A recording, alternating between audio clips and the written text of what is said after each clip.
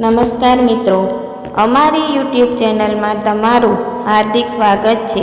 જો અમારી ચેનલમાં નવા હો તો લાઈક શેર સબસ્ક્રાઈબ જરૂર કરી દેજો। તો આજે આપણે એક સરસ મજાની કહાની વિશે જાણીશું। તો ચાલો આપણે શરૂ કરીએ આજની આ કહાની। પૂરી સાંભળવા નમ્ર વિનંતી।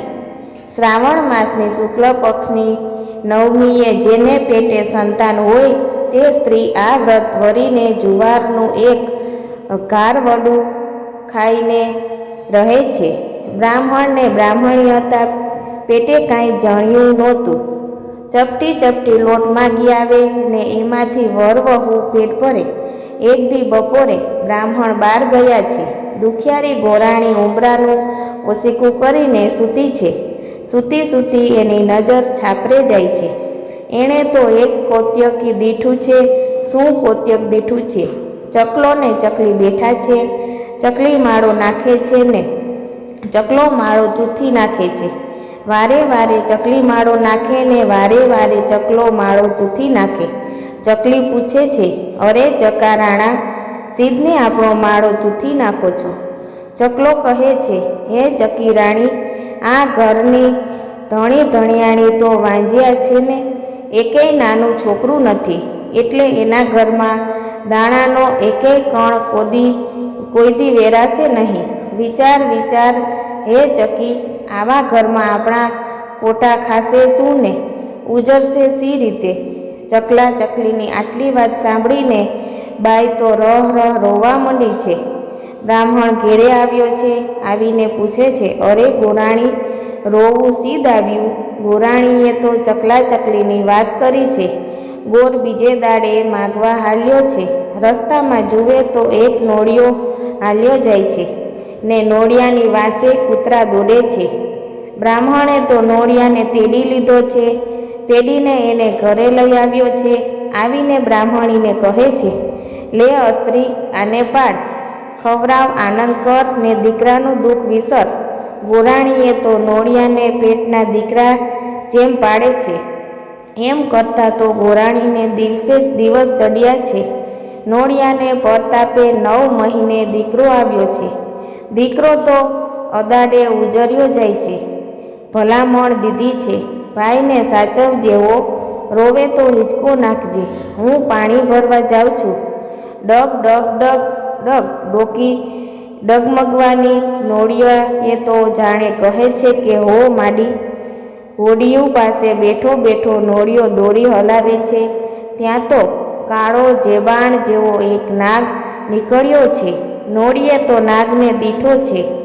હાય હાય, હમણાં મારા ભાઈને મારી નાખશે, એમ વિચારીને નોળિયે તો દોટ દીધી છે। સરપને મોંમાં ઝાલી લીધો છે। સરપના 7 કટકા કરી નાખ્યા છે।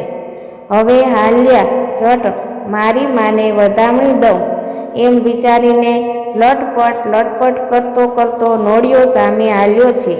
પણ પાણી શેરડાને અર્ઘે રસ્તે માં તો સામી મળી છે। માએ તો નોળિયાને લોહી લોહાણ ભાળ્યો છે। મોઢે લોહી, પગે લોહી, લોહી લોહી પાડીને બાઈ તો ભેંસક ખાઈ ગઈ છે। એને તો થયું કે હાય હાય, પીટિયાએ નક્કી મારા છોકરાને ચૂથી નાખ્યો લાગે છે। પીટિયાને પાડ્યો ઉજેર્યો પણ જનાવર ખરો ને। બાઈને તો રીસ ચડી। નોળિયાની કેડ ઉપર એણે તો બેડું પછાડ્યું છે। નોળિયાની સુંવાળી કેડે તો તરત ભાંગી ગઈ છે। બાઈના પેટમાં તો શ્વાસ માતો નથી। દોડી દોડી ઘેરે આવે છે। જઈને જુએ છે ત્યાં તો ઘોડિયામાં સૂતો સૂતો દીકરો અંગૂઠો ચૂસે છે, ઘૂઘવાટા કરે છે, અને પાસે તો સરપના 7 કટકા પડ્યા છે। હાય હાય, હું હત્યારી, હું ગોજારી, મેં નોળિયાને મારી નાખ્યો। જેણે મારા દીકરાને ઉગાર્યો એને જ મેં પાપણીએ માર્યો, એવા કલ્પાંત કરતી બાઈ તો ઉંબરે માથું મેલીને સૂતી છે। રોતા તોતા નીંદરમાં પડી છે। બાઈની તો આંખ મળી ગઈ છે। ત્યાં તો કેડ ભાંગલ નોળિયો ઢરડાતો બીતો બીતો ખાડમાં પેસીને ઘરની માલિપા આવ્યો છે।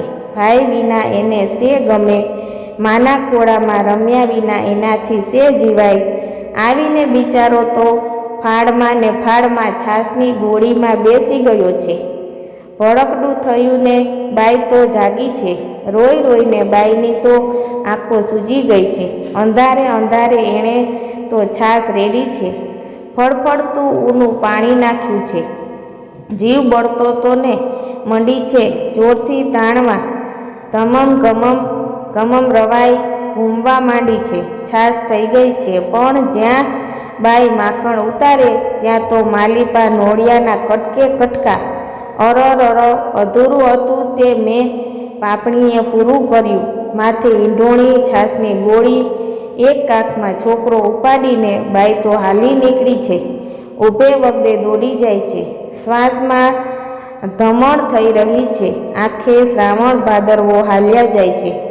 અંતરિયાળી એક ડોસી બેઠી છે. ડોસી પૂછે છે કે બાઈ ક્યાં દોડી જાય છે?